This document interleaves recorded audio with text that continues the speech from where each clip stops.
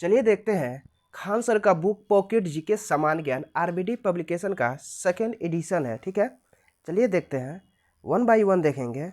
ये chapter number biology का chapter number 6 है। 6 का नाम क्या है? मानव शरीर के तंत्र। मानव शरीर के तंत्र। इसमें पहला टॉपिक है पाचन तंत्र। क्या है? पाचन तंत्र। अबे भोजन अंतर्ग्रहण से लेकर मल त्याग तक अनेक अंग व ग्रंथियां साथ मिलकर काम करती है। पाचन की क्रिया में भाग लेने वाले अंग व ग्रंथियों के संयुक्त रूप को पाचन तंत्र कहते हैं। पाचन की क्रिया में भोजन के बड़े व जटिल पोषक तत्वों को विभिन्न एंजाइम व रासायनिक क्रियाओं के द्वारा छोटे सरल व घुलनशील पदार्थों में परिवर्तित किया जाता है।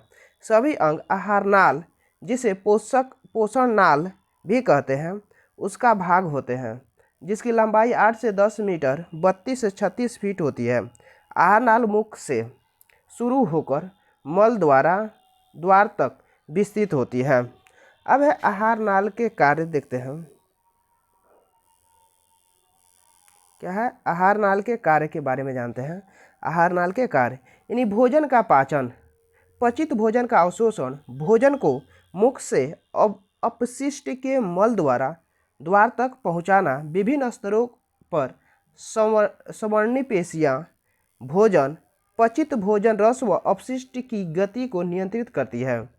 जीभ मुख गुहा के पृष्ठभाग में आधार तल से फ्रेनुलम लिंगुअल या जिह्वा फ्रेनुलम के द्वारा जुड़ी रहती है। अब ये पाचन तंत्र के बारे में जानते हैं। पहला है आहार नाल। क्या है? आहार नाल। आहार नाल यानी मुख गुहा, ग्रसनी, आमाशय, बड़ी आंत या बृहदान्त्र, मलद्वार या गुदा, मुख गुहा, ग्रसनली, छोटी आंत या क्षुद्रांश, ये सब पाचन आहार नाल के मुख्य भाग हैं। अब है संबंध ग्रंथियाँ। लार ग्रंथियाँ, यकृत और लीवर, अग्नाशय, ये 3 क्या हैं? संबंध ग्रंथियाँ हैं, ग्लैंड हैं। अब मुख गुहा में पाचन दांत और जीभ के द्वारा होता है। दुगो होता है, दांत और जीभ। मुख गुहा में पाचन। लाल ग्रंथियाँ सबलिंगुअल, सब मैडिबुलर और पैरोटिड होता है। अब पैरोटिड ग्रंथि में वायरस के कारण सूजन आ जाती है, जिसे गोल्सुआ कहते हैं। लार में पानी 99% व एंजाइम 1% होता है। लार में 2 प्रकार के एंजाइम पाए जाते हैं। टाइलिन एमाइलेज जिसे बोलते हैं, लाइसोजाइम एक होता है। अब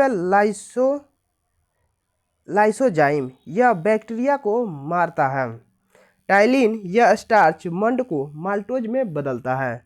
सर्वप्रथम शरीर में कार्बोहाइड्रेट का पाचन होता है। मुख गुहा, बोलस, छोटी आंत, काइल, आमाशय, काइम, बड़ी आंत अपशिष्ट पदार्थ होता है। अब मनुष्य को रोटी चबाने पर मीठा लगता है, क्योंकि कार्बोहाइड्रेट शक्कर में परिवर्तित हो जाता है। कार्बोहाइड्रेट का सर्वप्रथम मुंह में पाचन होता है। जब भोजन में लार मिल जाती है तब भोजन लसलसा हो जाता है। ऐसे भोजन को बोलस कहते हैं। अब लार की पीएच का मान 6.8 होता है। यह अम्लीय प्रकृति का होता है। लार में एंजाइम एमाइलेज या टाइलिन एंजाइम पाए जाते हैं, जो मंड या स्टार्च को मोल्टोज में बदलता है। अब मुख में लाइसोजाइम एंजाइम होता है। एमाइलेज में मंड या स्टार्च का पाचन करता है। लाइपेज यह वसा का पाचन करता है। लार भोजन को अम्लीय रूप प्रदान करती है। कार्बोहाइड्रेट का पाचन निम्न प्रकार से होता है। मल्टेज,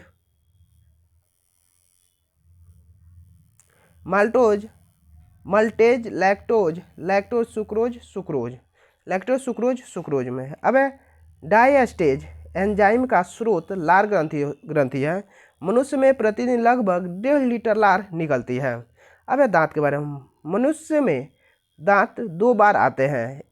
एक होता है अस्थायी दांत जो कि 32 होते हैं, विषम दांती। दूसरा है अस्थायी 20 गो और 2 बार दंती होता है। चलिए आगे देखते हैं। विषमदंती दांत 4 प्रकार के होते हैं। कृतदंत, रदनक, अग्रचौवर्णक और चौवर्णक। द्विबारदंती 2 प्रकार के होते हैं। दूध के दांत और अस्थायी दांत। दूध के दांत 20 को होते हैं, अस्थायी दांत 32 को होते हैं। मनुष्य में विषमदंती दांत 4 प्रकार के होते हैं। कि कर कर कर्तन कर्तनक, इंसीजर जिसे बोलते हैं, काटने के कार्य में 8 गो होता है जो कि 6 माह में आता है। रदनक, केनाइल, चीरने फाड़ने का कार्य करता है जो कि 4 गो होता है, 16 से 20 माह में होता है। अग्रचौवर्णक, प्रीमोलर्स यानी चबाने का कार्य 8 गो होता है जो कि 10 से 12 वर्ष का होता है। पश्चवर्णक, मोलर्स यानी चबाने का कार्य करता है 12 गो जो कि 12 से 15 माह में होता है। अब ये दांतों का अध्ययन ओंटोलॉजी कहलाता है। 32वां दांत चवर्णक या अक्कल दांत होता है जिसे अवशेषी अंग कहते हैं। मांसाहारी में रदनक विकसित होते हैं व बच्चों में अग्रचौवर्णक दांत अनुपस्थित होते हैं। दांतों का बाहरी आवरण इनेमल का बना होता है जो शरीर का सबसे कठोर पदार्थ है। दांत का अधिकतम भाग डेंटाइन का बना होता है।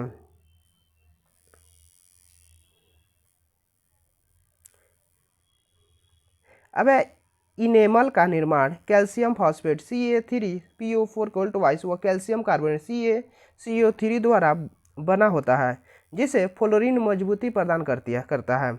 अब गर्ददंती थिकोडेंट यानी मनुष्य के दांत मसूड़े में धंसे हुए होते हैं, इसलिए इन्हें गर्दन थिकोडेंट कहते हैं। मनुष्य के दांत कैल्शियम व फास्फेट के बने होते हैं। मज्जा गुहा पल्प कैविटी यानी दांत में पाई जाती है।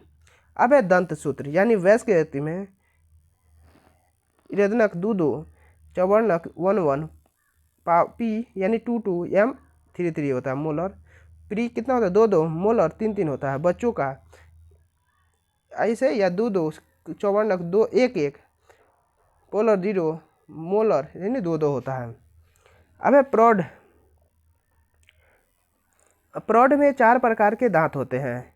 इनमें नुकीला एक मूल वाला दांत रदनक कहलाता है। हाथी के ऊपर जबड़े का कर्तनक इंसीजर दांत जगदंत के रूप में बाहर की ओर निकला होता है। तीसरे चौवर्णक दांत 20 वर्ष की आयु में निकलते हैं जिसे अक्ल दांत या बुद्धि दांत कहते हैं।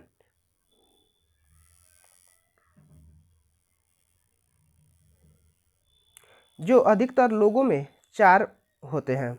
अब अगर चौवर्णक या वर्णक दांतों के गाल दांत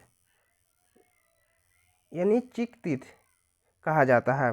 जीभ यानी लंबी व मसल संरचना होती है। जीभ मांसपेशियों की बनी होती है। जीभ की लंबाई 3.5 इंच। जीभ पर 900 स्वाद कलिकाएं पाई जाती हैं। अब यह कार्य शरीर का ताप नियमन का कार्य करती है। नोट है, हमारा शरीर का ताप नियमन जीभ, जल, त्वचा व हाइपोथैलेमस ग्रंथि करती है।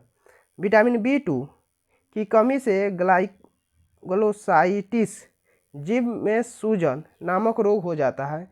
जीभ के अग्रभाग से मीठे, पार्श्व भाग से खट्टे, मध्य भाग से नमकीन व पश्च भाग से कड़वे स्वाद का अनुभव होता है। अब ग्रसनी ऑक्सीजन घाटी द्वारा छिद्र से होते हुए फेफड़े तक पहुंचती है। घाटी द्वारा को ढके रखने वाली संरचना को एपिग्लोटस कहते हैं जिसे ट्रैफिक पुलिस द्वारा भी कहा जाता है। भोजन ग्रसनी के निगल द्वार से ग्रसिका तक पहुंचता है। अब ग्रसिका 25 सेंटीमीटर लंबी होती है। ग्रसिका की दीवारों में कर्माकुंचन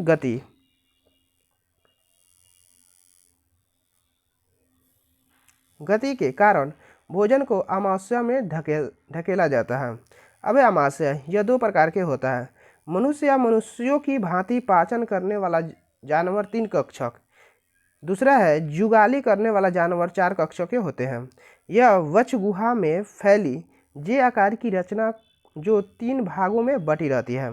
पहला है कार्डियक, दूसरा अग्रभाग, दूसरा है फंडिक यानी मध्य भाग, तीसरा है पाइलोरिक यानी पश्च भाग होता है। आमाशय में 2 ग्रंथियां होती है, म्यूकस जठर। म्यूकस अम्लीय होती है। जठर ग्रंथि से स्रावित एंजाइम जठर रस है। अब म्यूकस यह आमाशय की दीवारों को HCl अम्ल के प्रभाव से बचाता है। जठर रस, इसमें HCl अम्ल पाया जाता है। HCl अम्ल को पाचक अम्ल कहा जाता है।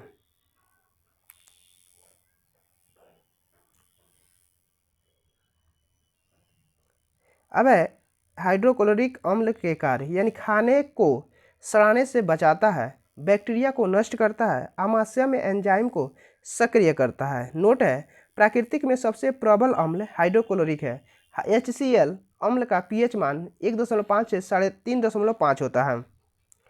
अम्लीय अधिक होने का कारण लवणता की कमी पहला है। दूसरा है HCl अम्ल का अत्यधिक स्रावित होना। अब अम्लीयता को दूर करने के लिए क्षार प्रति अम्ल का उपयोग किया जाता है। आमाशय में एंजाइम पेप्सिन यह प्रोटीन को पॉलीपेप्टाइड में बदलता है। रेनिन यह केसीन को कैल्शियम पैरा केसिनेट दही में बदलता है। रेनिन शिशुओं में पाए जाने वाला एंजाइम है। कैसीन दूध में पाए जाने वाला प्रोटीन है। अब है लाइपेज, वसा को वसीय अम्ल व ग्लिसरॉल में बदलता है। आमाशय में प्रोटीन व वसा का पाचन प्रारंभ होता है, जबकि इसमें कार्बोहाइड्रेट का पाचन नहीं होता है। आमाशय की संरचना थैलीनुमा होती है। प्रोटीन का सर्वाधिक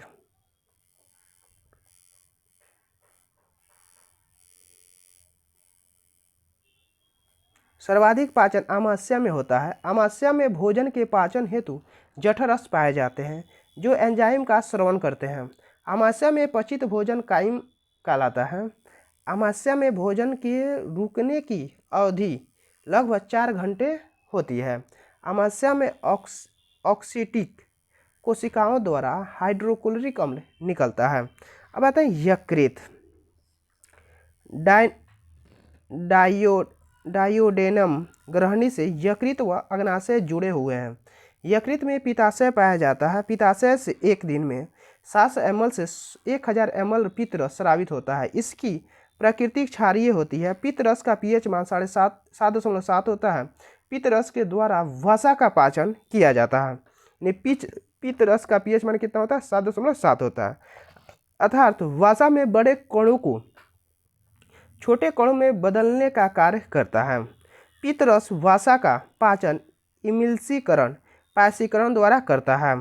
पित्त रस में 2 वर्णक पाए जाते हैं। बिलिरुबिन यह पीला होता है, बिलिबर्डिन यह हरा होता है। बिलिरुबिन की मात्रा बढ़ने से पीलिया होता है।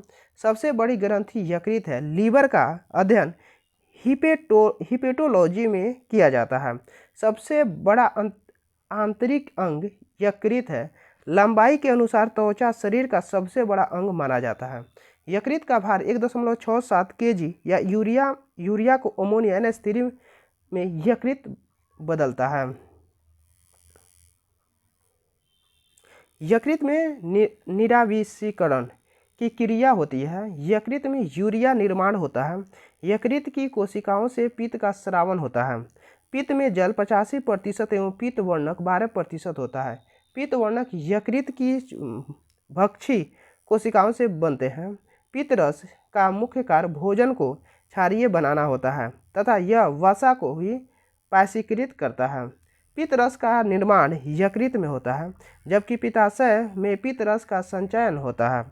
यकृत में ग्लूकोज ग्लाइकोजन के रूप में इकट्ठा होता है। मनुष्य में भोजन संचयन ग्लाइकोजन के रूप में होता है। अमोनिया प्रोटीन के कारण बनता है। मनुष्य शरीर का प्रमुख उपापचयी अंग यकृत है। लीवर वसा में घुलनशील विटामिन से भरपूर स्रोत होता है। प्रोटीन की अधिकतम मात्रा यकृत द्वारा कार्बोहाइड्रेट में बदल जाती है।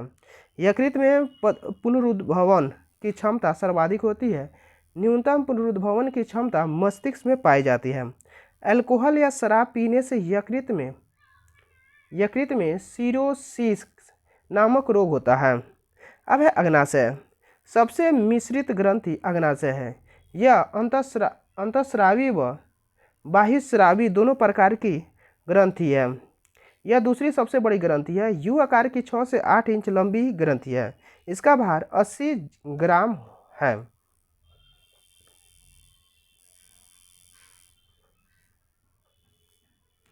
अब अग्नाशय रस में 3 प्रकार के एंजाइम ट्रिप्सिन, एमाइलेज और लाइपेज पाए जाते हैं। ट्रिप्सिन प्रोटीन तथा पेप्टोन को पॉलीपेप्टाइड तथा अमीनो अम्ल में बदल देता है।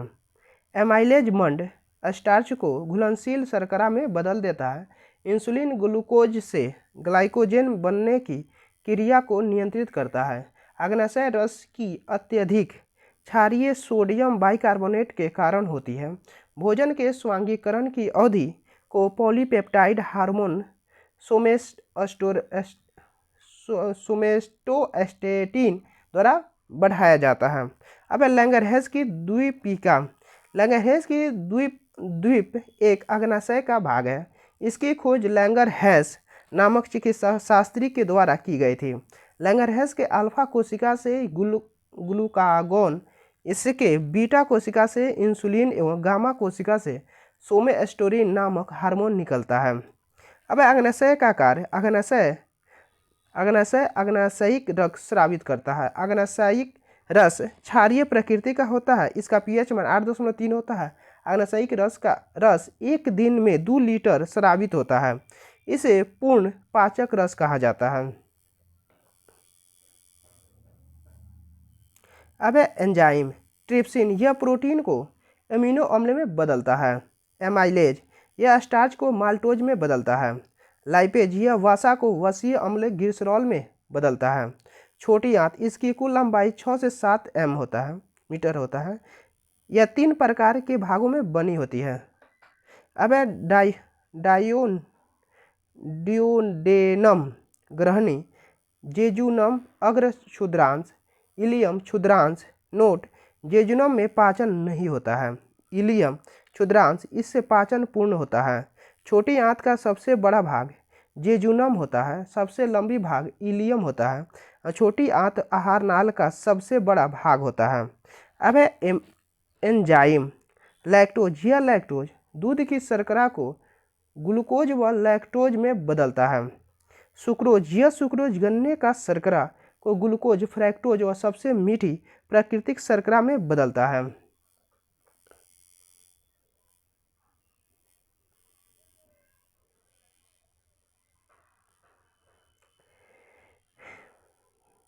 ठीक है,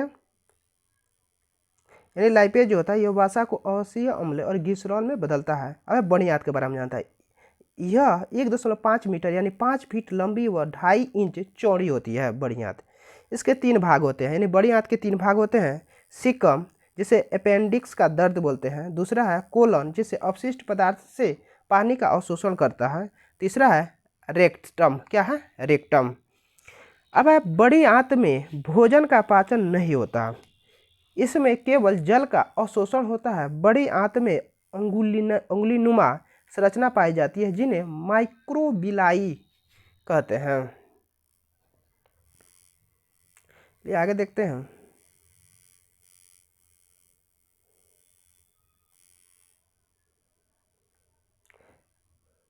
माइक्रोबिलाई, ठीक है। माइक्रोबिलाई अपशिष्ट से जल का अवशोषण कर देती है। अपेंडिक्स और अपशिष्ट को मलाशय में धकेल देती है। सेलुलोज का पाचन सिक्कम में होता है।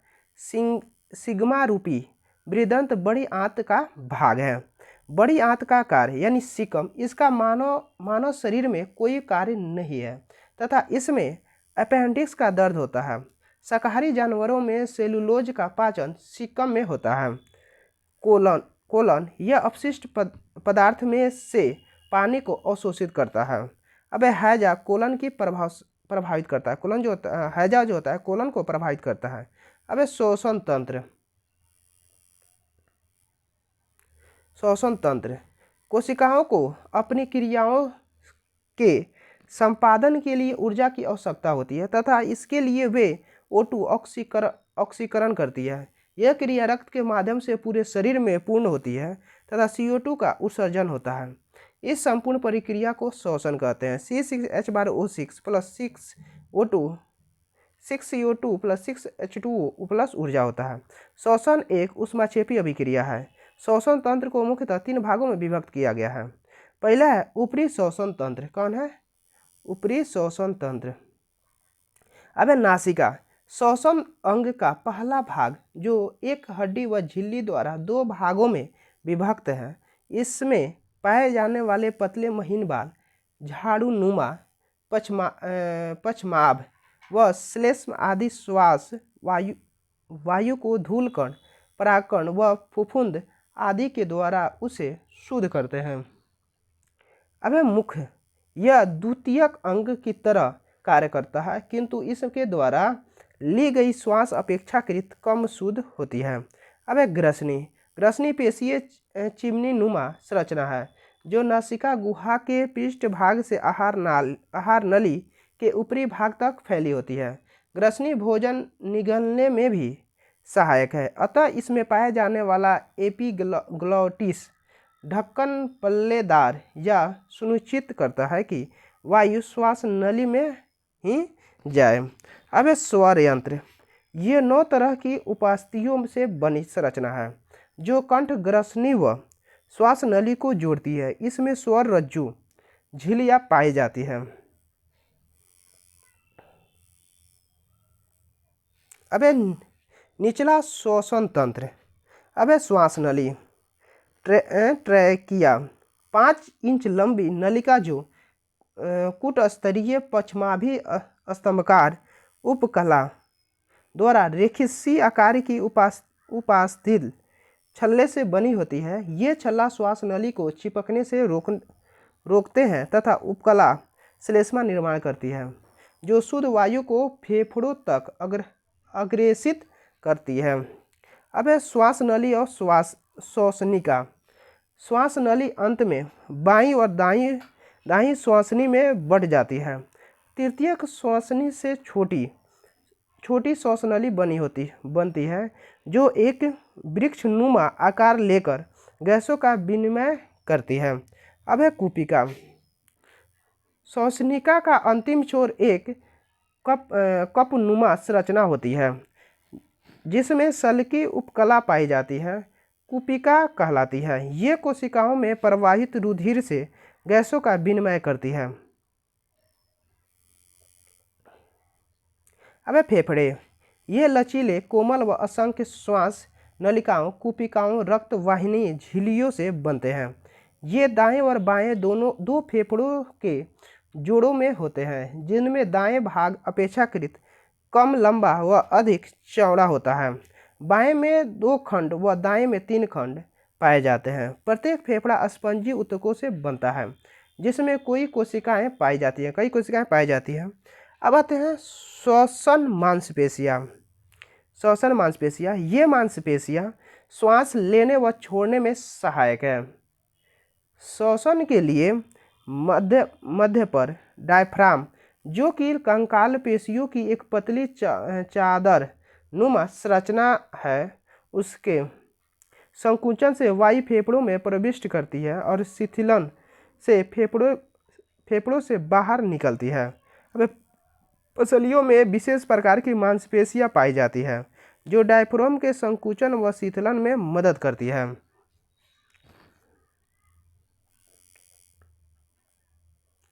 अब है श्वसन प्रक्रिया बाह्य श्वसन। इसमें वायु का विनिमय कूपिकाओं के कोशिकाओं के प्रवाहित रक्त के माध्यम से गैसों के आंशिक दबाव के अंतर से होता है। अब निश्वसन में वायु ग्रहण की जाती है तथा उच्छ्वासन क्रिया में फेफड़ों से वायु बाहर निकलती है। एक बार सांस लेने की क्रिया 5 सेकंड में अर्थात 2 सेकंड में निश्वसन तथा 3 सेकंड में उच्छ्वास होता है। अब श्वसन में 21% ऑक्सीजन ग्रहण की जाती है और 17% ऑक्सीजन वापस छोड़ी जाती है। इसी प्रकार CO2 0.03% ग्रहण की जाती है एवं 4% वापस छोड़ी जाती है।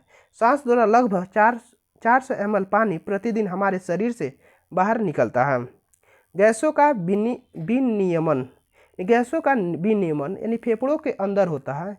यह गैसीय विनिमय घुली अवस्था में विसरण प्रवणता के आधार पर साधारण विसरण के द्वारा होता है। अब है लंग्स यानी फेफड़े में O2 + CO2 गैसों का विनियमन उनके दाबों के अंतर के कारण होता है। ये दोनों गैसों के विसरण की दिशा एक दूसरे के विपरीत होती है। अब है गैसों का परिवहन। गैसों का O2 और CO2 फेफड़ों से शरीर की कोशिकाओं तक पहुंचना तथा पुनः फेफड़े तक वापस आने की क्रिया को गैसों का परिवहन कहा जाता है।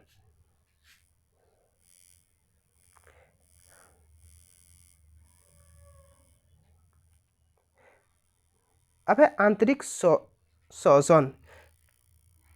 इसमें श्वास विनियमन कोशिकाओं में प्रवाहित रक्त व ऊतकों के मध्य विसरण के माध्यम से होता है। आंतरिक श्वसन दो प्रकार के होता है, अनॉक्सी श्वसन तथा ऑक्सी श्वसन। अनॉक्सी श्वसन में ऑक्सीजन की अनुपस्थिति में ग्लूकोज CCH6 का विघटन एथिल अल्कोहल और CO2 में होता है। इसमें 2 ATP ऊर्जा प्राप्त होती है। अब है ऑक्सी श्वसन में ऑक्सीजन की उपस्थिति में ग्लूकोज का विघटन CO2 व जल H2O के रूप में होता है। वह 36 ATP ऊर्जा मुक्त होती है। अब है संपूर्ण आंतरिक या कोशिकीय श्वसन में एक अणु ग्लूकोज 38 ATP ऊर्जा मुक्त होती है। मनुष्य के श्वसन तंत्र में नासिका रंध्र, श्वास नली, कुपिका विहीन फेफड़े तथा डायफ्राम प्रमुख अंग होते हैं। श्वसन दर स्पीरोमीटर से नापते हैं।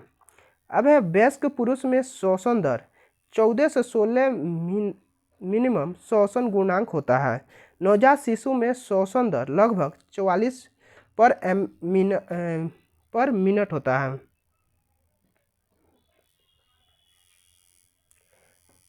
अब है उत्सर्जन तंत्र के बारे में देखते हैं। उत्सर्जन तंत्र यानी हानिकारक अपशिष्ट पदार्थ की अधिक मात्रा को शरीर से निष्कासित करने की जैविक प्रक्रम को उत्सर्जन कहते हैं। मनुष्य में उत्सर्जन तंत्र में प्रमुख अंग वृक्क, फेफड़ा, त्वचा, यकृत, आंत इत्यादि है। अब है वृक्क किडनी। वृक्क परासरण नियंत्रण द्वारा जल की निश्चित मात्रा बनाए रखता है। यह रुधिर से सभी उत्सर्जित पदार्थों को हटाना और आवश्यक पोषक तत्वों को बनाए रखने का कार्य करता है। प्रमुख उत्सर्जन अंग है। इसका भार लगभग 140 ग्राम होता है। नेफ्रॉन वृक्क की कार्यात्मक इकाई होती है। अब वृक्क में मूत्र का निर्माण होता है। नेफ्रॉन या वृक्क नलिका में रुधिर से छनकर आए जल एवं शेष उत्सर्जित पदार्थों के मिश्रण को मूत्र कहते हैं। अब इसका पीला रंग यूरोक्रोम नामक वर्णक के कारण होता है। अब एक सामान्य व्यक्ति 24 घंटे में 1.5 लीटर मूत्र त्यागता है। मूत्र की प्राकृतिक अम्लीय होती है। मूत्र में जल 85%, यूरिया 2%, यूरिक अम्ल 0.5%, प्रोटीन, वसा, शर्करा आदि 1.3% होता है। फेफड़े कार्बन डाइऑक्साइड व जलवाष्प का उत्सर्जन करते हैं। यकृत अमोनिया को यूरिया में परिवर्तित करता है। आंत अपचयित भोजन को शरीर से बाहर निकालकर उत्सर्जन में मदद करती है। त्वचा द्वारा पसीने को ग्रंथियों से पानी तथा लवणों का विसर्जन होता है। मूत्र स्राव की मात्रा बढ़ जाने को डायूरेसिक कहते हैं। मूत्र स्रावण की मात्रा कम होने को ओलिगोयूरिया कहते हैं। मूत्र स्राव बंद पूर्ण होने की एन्यूरिया कहते हैं। अब देखते हैं अपशिष्ट पदार्थ उत्सर्जी अंग। अपशिष्ट पदार्थ उत्सर्जी अंग यानी अपशिष्ट पदार्थ मल, मलाशय से, अमोनिया यकृत से, यूरिया वृक्क से, CO2 फुफ्फुस से, पसीना त्वचा से निकलता है। ठीक है। रक्त में यूरिया नेफ्रॉन द्वारा छाना जाता है। बोमन संपुट में मूत्र छानने की क्रिया होती है। उत्सर्जन तंत्र का अध्ययन नेफ्रोलॉजी कहलाता है। वृक्कों की संरचनात्मक और क्रियात्मक इकाई नेफ्रॉन कहलाती है। नेफ्रॉन की संरचना जालीनुमा होती है। इसमें अशुद्ध रक्त गुजरता है, जिससे परानिस्संदन क्रिया के माध्यम से रक्त का शुद्धिकरण होता है। शुद्ध रक्त को धमनी के माध्यम से संपूर्ण अंगों को पहुंचा दिया जाता है।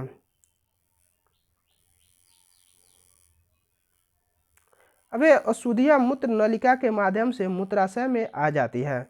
मूत्राशय की संरचना थैलीनुमा होती है। मनुष्य एक दिन में 1.5 से 2 लीटर मूत्र का निष्कासन करता है। मनुष्य के मूत्र में 95% जल होता है। मनुष्य के मूत्र में विषैला पदार्थ यूरिया 3% होता है। मनुष्य के मूत्र में गंध अमोनिया की आती है। पक्षी मूत्र के रूप में यूरेलेटिक्स अम्ल का स्रावन करती है। कीट मूत्र के रूप में गुआनिन का स्रावन करते हैं। वृक्क में पथरी कैल्शियम ऑक्सीजेलेट की बनी होती है। मूत्र का असामान्य घटक एल्ब्यूमिन होता है, जो मूत्र में नहीं पाया जाता है। मूत्र के स्रावन को बढ़ाने वाली औषधि को डाईयूरेटिक कहते हैं। मूत्र का निर्माण वृक्क की संग्राहक वाहिनियों में होता है। अब विभिन्न जंतुओं में यूरिया उत्सर्जी अंग, जंतु मुख्य उत्सर्जी अंग यानी अमीबा त्वचा और रिक्तिका से होता है। मनुष्य में वृक्क से होता है। सिलेंड्रेटा से त्वचा एवं मुख से होता है। आर्थ्रोपोडा से मेलिपिगी नलिकाएं से होता है। केंचुआ में उत्सर्जिकाएं से होता है। झींगा मछली में हरित ग्रंथियां होती है, सब मुख्य उत्सर्जी अंग है। फीता कृमि में फ्लेम कोशिकाओं से निकलता है। अब आते हैं तंत्रिका तंत्र के बारे में पढ़ते हैं। क्या है तंत्रिका तंत्र? तंत्रिका तंत्र मस्तिष्क, मेरुरज्जु, तंत्रिका कोशिकाओं का बना होता है। तंत्रिका तंत्र का अध्ययन तंत्रिका विज्ञान कहलाता है। मानव मस्तिष्क कपाल अस्थि में सुरक्षित रहता है, जिनका औसत भार 1350 ग्राम होता है। इनमें 90% पानी रहता है। मानव मस्तिष्क के 3 भाग होते हैं। पहला प्रमस्तिष्क, अनुमस्तिष्क और मेडुला और अम्बलागेटा। प्रमस्तिष्क मस्तिष्क का सबसे बड़ा भाग होता है। यह स्मरण शक्ति, विचार शक्ति और इच्छा शक्ति का केंद्र है, जो शारीरिक क्रियाओं को नियंत्रित करता है। अनुमस्तिष्क शरीर का संतुलन तथा पेशीय गति को नियंत्रित करता है। मेडुला अम्बलागेटा शरीर की अनैच्छिक क्रियाओं का नियंत्रित करता है। मेरुरज्जु मेडुला अम्बलागेटा के नीचे होता है, जिसका मुख्य कार्य प्रतिवर्ती क्रियाओं का संचालन करना है।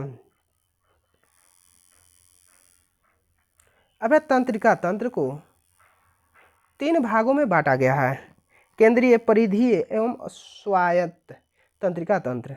उद्दीपन से मेरुरज्जु का संवेदना का पहुंचना एवं मेरुरज्जु से पुनः संबंधित अंगों तक निर्देश के प्राप्त होने के पक्ष को प्रतिवर्ती चाप कहते हैं। परिधीय तंत्रिका तंत्र तंत्रिकाओं द्वारा शरीर के सभी भागों एवं अंगों से जुड़ा रहता है। यह तंत्र ऐच्छिक क्रियाएं जैसे चलना, दौड़ना, बैठना, खाना पीना आदि संपादित करता है। अब स्वायत्त तंत्रिका तंत्र शरीर में आवश्यक क्रियाओं का संचालन करता है और यह पूर्णतः अनैच्छिक क्रियाओं जैसे आँख की पुतली का फैलना, लार का बनना, हृदय का धड़कना, श्वसन, पाचन, उत्सर्जन आदि नियंत्रण रखता है। अब हाइपोथैलेमस महिलाओं में बड़ा होता है। इस कारण महिलाओं में पुरुषों की तुलना में संवेग और व्यवहार में अंतर उत्पन्न होता है, जैसे करुणा, दया, लगाव, प्यार, सहानुभूति, क्रोध, चिंता आदि। मस्तिष्क में एक द्रव भरा रहता है, जिसे CSF प्रमस्तिष्क मेरुरज्जु कहते हैं। यह मस्तिष्क की बाहरी आघातों से रक्षा करता है और मस्तिष्क को नम बनाए रखता है।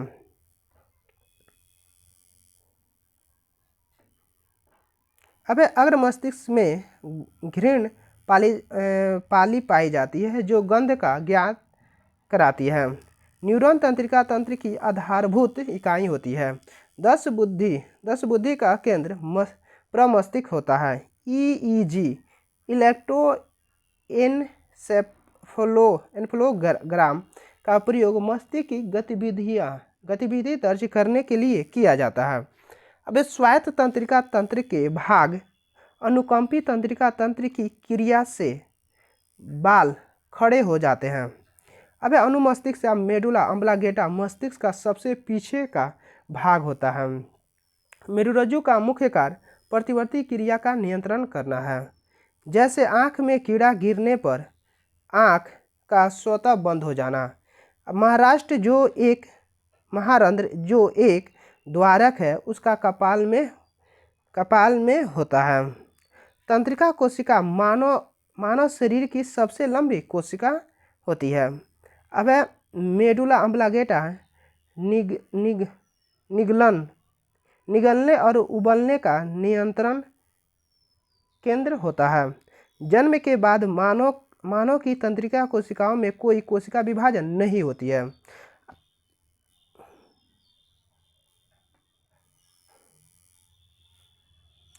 प्रतिवर्ती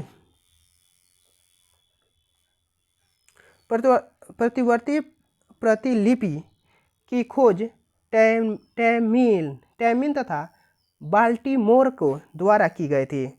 सेरिब्रम प्रमस्तिष्क बुद्धिमत्ता, स्मृति, इच्छा शक्ति, ऐच्छिक गतियाँ, ज्ञानवाणी व चिंतन का दर्द केंद्र होता है। सर्वप्रथम प्रतिवर्ती क्रियाओं की खोज मार्शल हॉल ने की थी। अब मस्तिष्क व मेरुरज्जु से निकलने वाली तंत्रिकाओं से परिवर्तित तंत्रिका तंत्र का निर्माण होता है। अब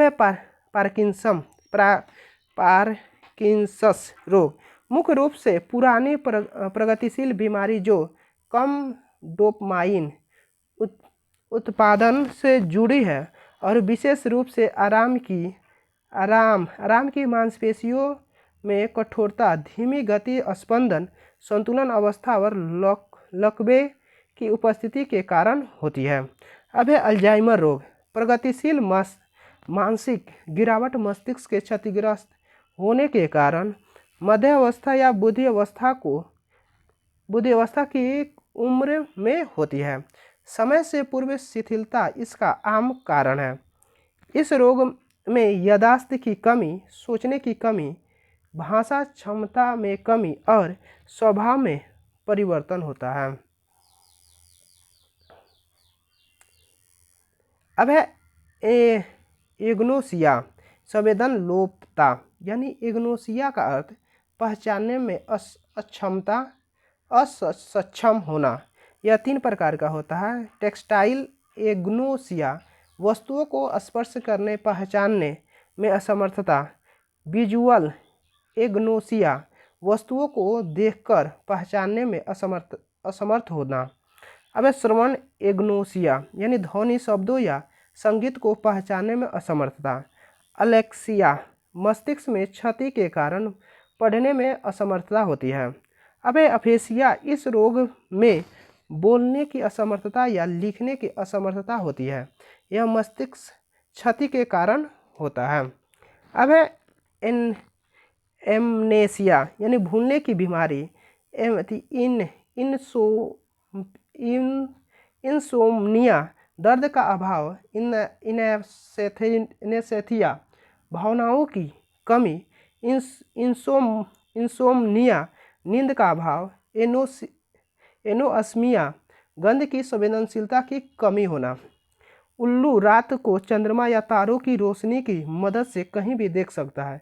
तंत्रिका कोशिकाओं में पुनरुद्भव की क्षमता सबसे कम होती है, अर्थात मस्तिष्क में पुनरुद्भवन की क्षमता सबसे कम होती है। यकृत मनुष्य के शरीर का ऐसा अंग है जिसमें पुनरुद्भवन की संख्या सबसे ज़्यादा होती है।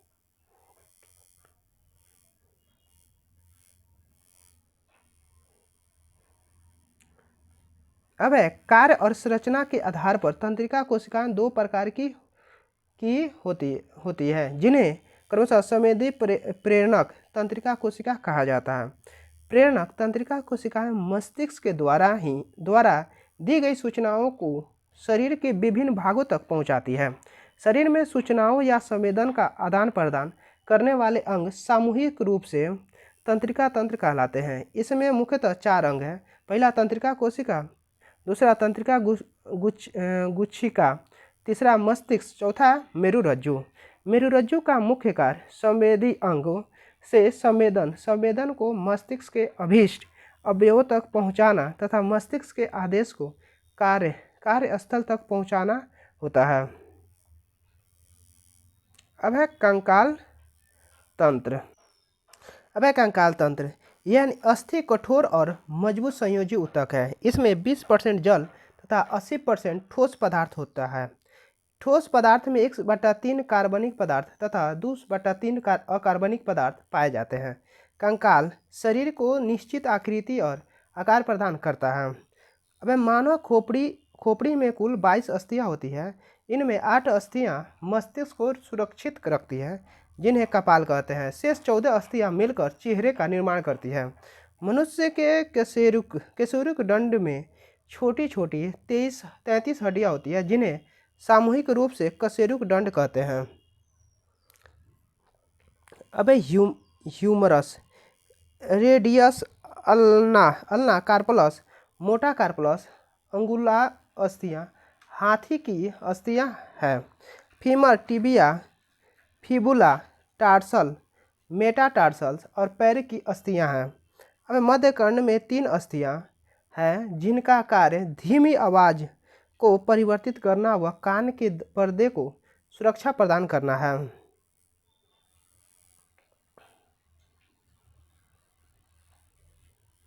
अब कंदुक खलिका, करे तथा धुराग्र संधियां।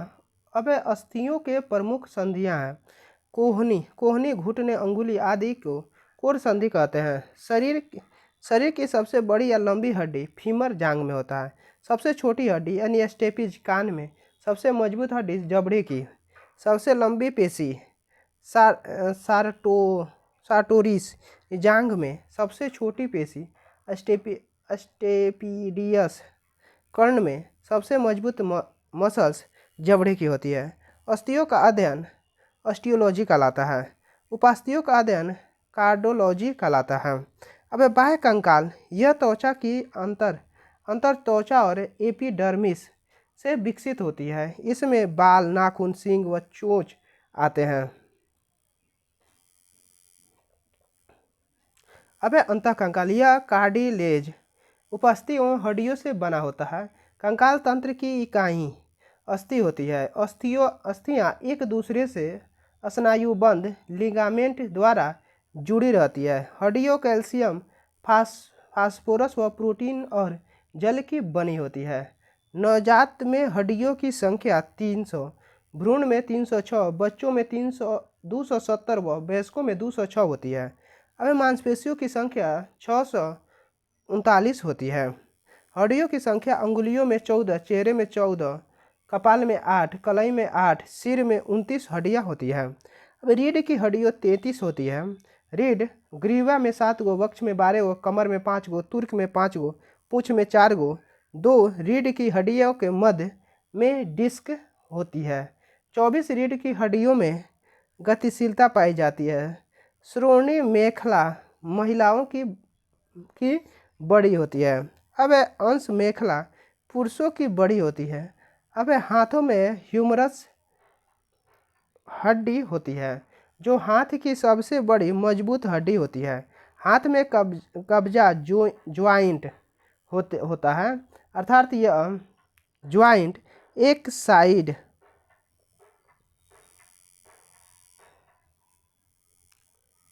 साइड में खुलता है और एक साइड ही बंद होता है। कब्जे के साइड में 2 हड्डियां होती हैं, रेडिया या अल्वा, अंश मेखला व स्केपुला। क्लेविकल हड्डी होती है। श्रेणी मेखला में 3 हड्डियां पाई जाती है, इलियम, प्यूबिस, इस्चियम। क्लेविकल हड्डी फ्रैक्चर होने के बाद बहुत कठिनता से ठीक होती है। पैर के घुटने में पेटला हड्डी पाई जाती है। मनुष्य में 12 जोड़ी यानी 24 पसलियाँ होती है। मनुष्य के पाँव में 30 अस्थि पाई जाती है। मनुष्य के हथेली में 5 अस्थियाँ पाई जाती है। मनुष्य के कानों में 6 अस्थियाँ पाई जाती हैं। जबड़े अस्थि सबसे मजबूत होती है। अक्ल दाढ़ अक्ल दाढ़ तीसरी दाढ़ होती है। हमारे शरीर के कंकाल का मुख्य आधार कशेरुक दंड है। कशेरुक दंड रीढ़ स्तंभ या मेरुदंड को कहते हैं। कशेरुक दंड में छोटी छोटी 33 हड्डियाँ होती है जिन्हें सामूहिक रूप से कशेरुक कहा जाता है। कशेरुक की लंबाई 60 से 70 सेंटीमीटर तक होती है। अस्थियों में ऑस्टियोब्लास्ट कोशिकाएं पाई जाती हैं। अब है कंडरा, यह पेशी की अस्थि से जोड़ता है। ये कोलेजन तंतुओं से बने सफ़ेद रंग के होते हैं। तंतु यह अस्थि को अस्थि से जोड़ता है। ये इलास्टिन के बने पीले रंग के होते हैं।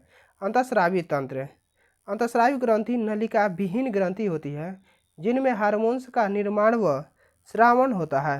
अंतःस्रावी तंत्र में कई विशेष प्रकार की ग्रंथियाँ होती है जिनसे हार्मोन का स्रावण होता है। अब है अंतःस्रावी तंत्र। 3 प्रकार की ग्रंथियाँ पाई जाती है। अंतःस्रावी ग्रंथि, बाह्यस्रावी ग्रंथि और मिश्रित ग्रंथि होती है।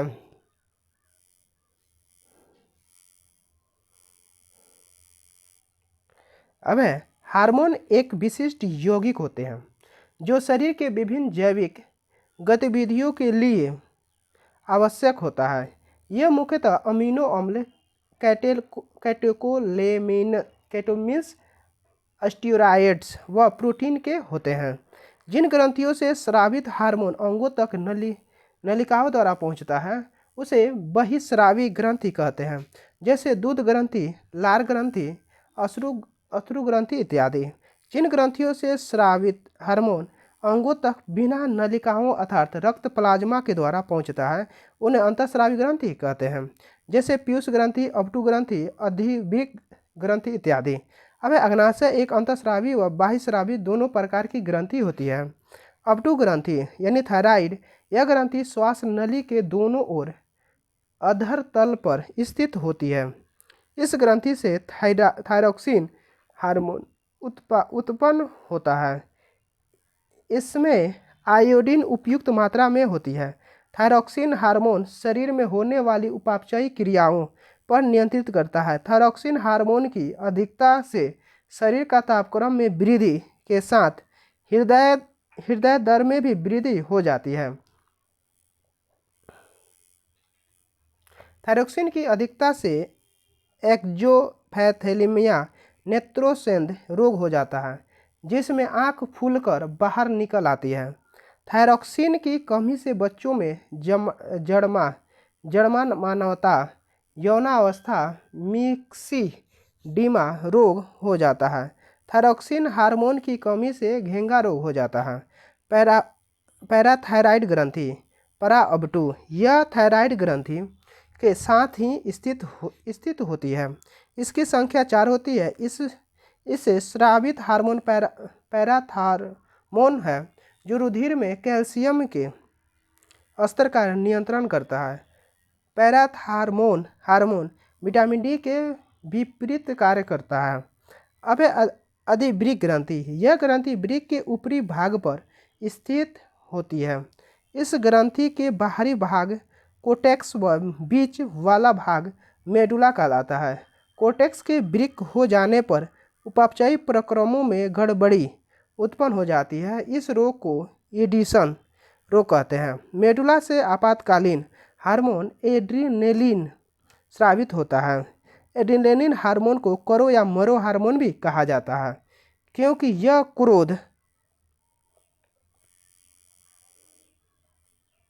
क्रोध, डर, मानसिक तनाव और आवेश की स्थिति में अत्यधिक मात्रा में स्रावित होता है। अब है पीनियल ग्रंथि, यह पीयूष ग्रंथि के पीछे मस्तिष्क में स्थित होती है। इस ग्रंथि को तीसरी आँख या बायोलॉजिकल घड़ी भी कहते हैं। यह प्रकाश से प्रभावित होती है। यह मिलेटोनिन हार्मोन स्रावित करती है जिससे मिलेनिन वर्णक पाया जाता है जो त्वचा के रंग के लिए जिम्मेदार है। अब है अग्नाशय ग्रंथि, यह अमाशय के नीचे पाई जाती है। अग्नाशय में विशेष कोशिकाओं के समूह होते हैं जिन्हें लैंगरहैंस द्वीप कहते हैं। यह 2 प्रकार के हार्मोन स्रावित करते हैं, इंसुलिन, ग्लूकागोन। इंसुलिन रुधिर में ग्लूकोज की मात्रा को कम करके नियंत्रित करता है। ग्लूकागोन रुधिर में ग्लूकोज की मात्रा बढ़ाता है तथा नियंत्रित करता है। इस ग्रंथि में इंसुलिन हार्मोन का स्रावन होता है। इसकी कमी के कारण मधुमेह या डायबिटीज रोग हो जाता है। इंसुलिन हार्मोन की अधिकता के कारण हाइपोग्लाइसीमिया नामक रोग हो जाता है। अब जनन ग्रंथियाँ। अंडाशय मदा जनन ग्रंथियों का महत्वपूर्ण अंग है जिससे एस्ट्रोजन व प्रोजेस्टेरोन उत्पन्न होते हैं। वृषण नर जनन तंत्र का महत्वपूर्ण अंग है जिससे टेस्टोस्टेरोन हार्मोन उत्पन्न होते हैं। अब थाइमस ग्रंथि वक्ष में स्थिति होती है। इसे प्रतिरक्षण ग्रंथि या इम्यून ग्रंथि भी कहते हैं। ये बच्चों में प्रतिरक्षण उत्पन्न करती है। मानव शरीर में सबसे बड़ी ग्रंथि यकृत या शरीर की दूसरी सबसे बड़ी ग्रंथि अग्नाशय है।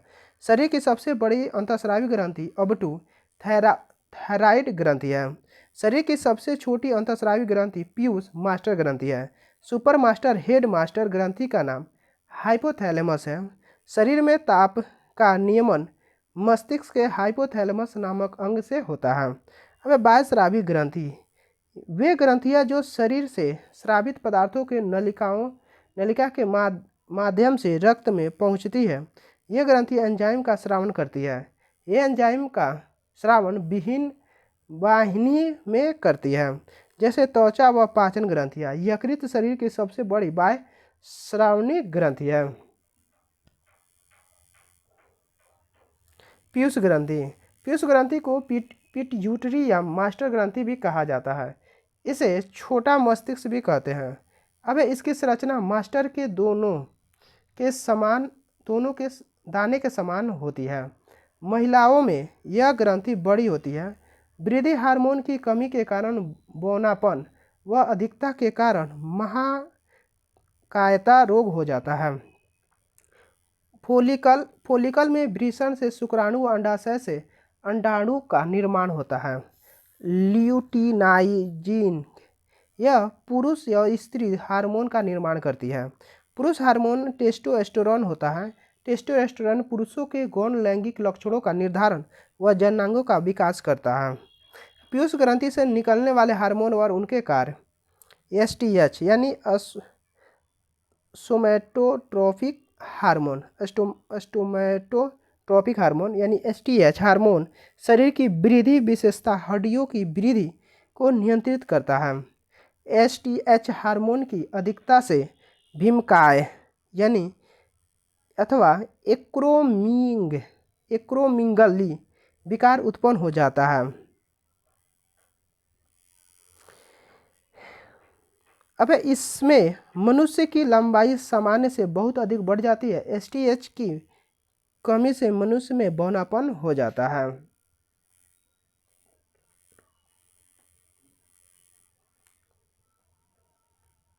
अब एसीटीएच हार्मोन यह हार्मोन एड्रिनल कॉर्टेक्स के स्रावन को नियंत्रित करता है। एडीएच यानी इस हार्मोन के कारण छोटी छोटी रक्त धमनियों का संकीर्ण होता है और रक्तदाब बढ़ जाता है। यह शरीर में जल संतुलन को बनाए रखने में भी सहायता करता है। अब जीटीएच हार्मोन यह हार्मोन जनन अंगों के कार्यों का नियंत्रण करता है। यह दो प्रकार के होता है। एफएसएच हार्मोन यह हार्मोन वृषण की शुक्रजनन नलिकाओं के शुक्राणु जनन में सहायता करता है। एफएचएस हार्मोन अंडाशय में फॉलिकल की वृद्धि में मदद करता है।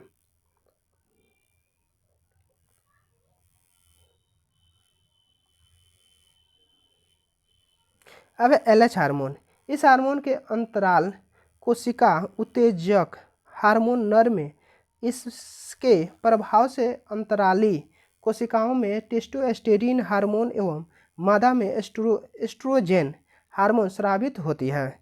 एलटीएच हार्मोन इसे दुग्ध जनक हार्मोन के नाम से भी जानते हैं। यह हार्मोन शिशु के लिए स्तनों के दूध स्रावन का कार्य करती है।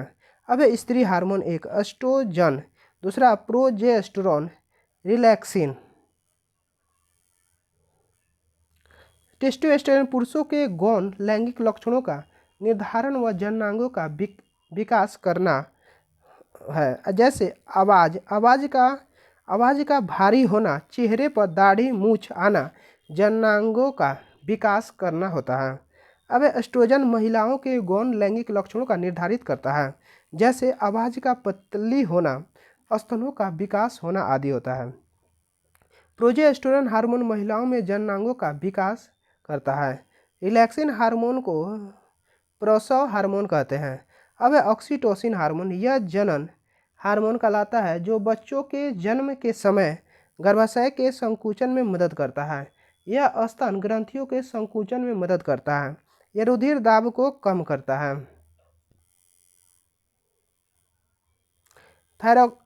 Thyroid stimulating hormone THSH thyroid की संरचना व कार्यकी को नियंत्रित करता है। वृषण नर हार्मोन एड्रोजन एस्टोटेरोन स्रावित करता है। अंडाशय मादा हार्मोन एस्ट्रोजन स्रावित करता है। अब कार्पलस ल्यूटियम प्रोजेस्टेरोन हार्मोन उत्पन्न करता है तथा यह भ्रूण के रोपण में मदद करता है। अब थाइमस ग्रंथि थाइमोसिस हार्मोन स्रावित करती है तथा यह हृदय के पास स्थित अंतःस्रावित ग्रंथि होती है। थाइमोसिन हार्मोन भ्रूण व शिशु की प्रतिरक्षी के निर्माण में सहायक है। एस्ट्रोजन व प्रोजेस्टेरोन हार्मोन स्टेरॉयड हार्मोन होते हैं। गर्भ निरोधक गोलियों में एस्ट्रोजन व प्रोजेस्टेरोन होता है। अब स्तनपायियों में संवेदी ग्रंथियां मूलतः ताप नियम से संबंधित है। अब थायरॉक्सिन हार्मोन की लंबे समय तक कमी के कारण हाइपोथायरॉयडिज्म रोग हो जाता है।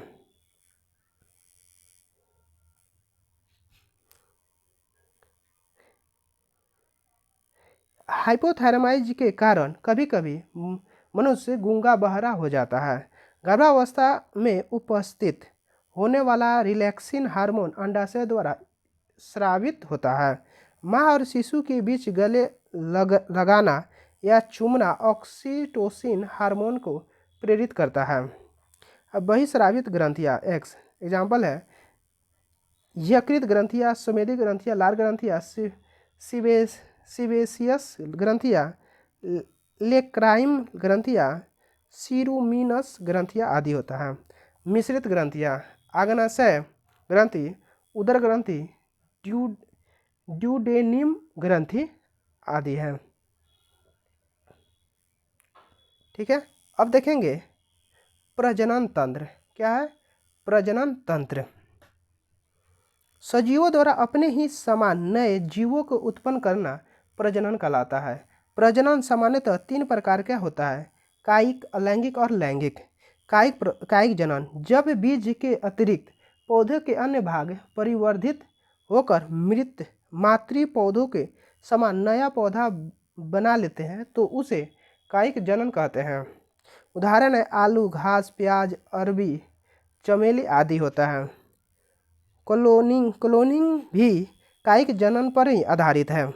अलैंगिक जनन, जनन कोशिकाओं के अतिरिक्त विशिष्ट रचनाओं बीजाणुओं द्वारा होने वाला जनन अलैंगिक जनन कहलाता है। इसकी निषेचन क्रिया नहीं होती है। उदाहरण अमीबा, शैवाल, जीवाणु, पैरामीशियम आदि होता है। अब लैंगिक जनन, एक नर तथा एक मादा युग्मक के संयोजन से निषेचन के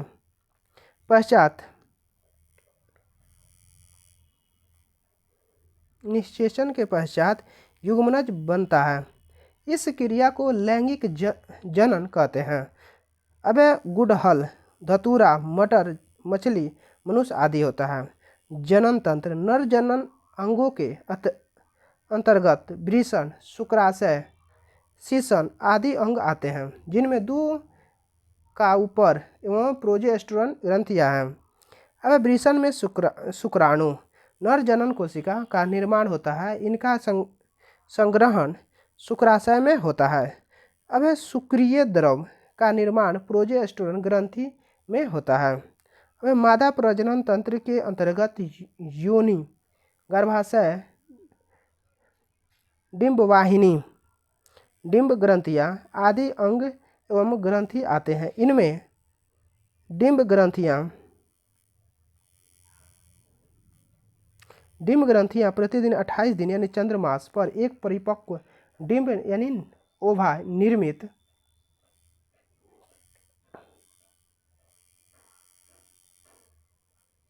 निर्मित होकर मुक्त होता है और डिंब वाहिनी में आता है, जहाँ पर इसका संपर्क शुक्राणु से होने पर निषेचन होता है। निषेचन के पश्चात निषेचित अंडे का विकास गर्भाशय में होता है और विकास के फलस्वरूप शिशु का जन्म होता है। अब उदरस्थ शिशु का भरण पोषण प्लेसेंटा के माध्यम से होता है। प्रजनन के द्वारा पुरुष और स्त्री जननांगों के स्रावित शुक्राणु और अंडाणु मिलकर नया भ्रूण बनाते हैं। अब वृषण नर जनन ग्रंथियाँ है जो अंडाकार होता है। इसका कार्य शुक्राणु उत्पन्न करना है। शुक्राणु की लंबाई 5 माइक्रोन होती है। शुक्राणु शरीर में 30 दिन तक जीवित रहते हैं, जबकि मैथुन के बाद स्त्रियों के केवल 72 घंटे तक जीवित रहते हैं। अब शिशन पुरुषों का संभोग करने वाले अंग। स्त्रियों में 2 अंडाशय बादाम के आकार के भूरे रंग के होते हैं। इनका मुख्य कार्य अंडाणु पैदा करना है। अब अंडाशय में एस्ट्रोजन तथा प्रोजेस्टेरोन का स्रावन होता है,